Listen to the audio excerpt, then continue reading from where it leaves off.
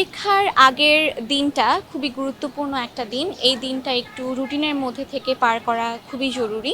সকালবেলা একটু তাড়াতাড়ি ঘুম থেকে ওঠা, ঘুম থেকে উঠে পরীক্ষার ২-৩ দিন আগে থেকে আমরা বাংলা প্রথম পত্রের যে টপিকগুলো রিভিশন করে আসছি বা যে টপিকগুলো আছে, সেই টপিকগুলোর যে অংশগুলো বা যেই জিনিসগুলো আমাদের কাছে তুলনামূলক কঠিন মনে হয় বা মনে হয় আরেকবার রিভিশন করা দরকার, সেই জিনিসগুলো আমরা আরেকবার রিভিশন করব।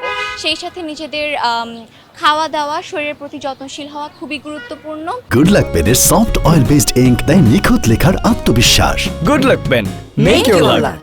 পরীক্ষার আগের দিন সবচেয়ে যে বিষয়টি গুরুত্বপূর্ণ সেটি হলো রাতের বেলা ভালো করে একটা ঘুম হওয়া, এবং এই জন্য রাত 11:30 থেকে 12টার মধ্যে ঘুমিয়ে পড়া খুবই দরকার।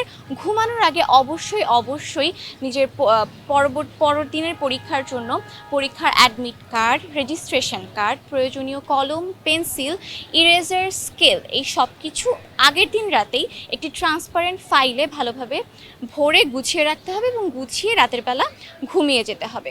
কখনোই পরীক্ষার আগের দিন রাতে রাত জাগাটা উচিত না, তাই রাতে যতটা দ্রুত সম্ভব ঘুমিয়ে গিয়ে পরের দিন সকালবেলা দ্রুত ঘুম থেকে উঠতে পারলে আমার মনে হয় ভালো হবে।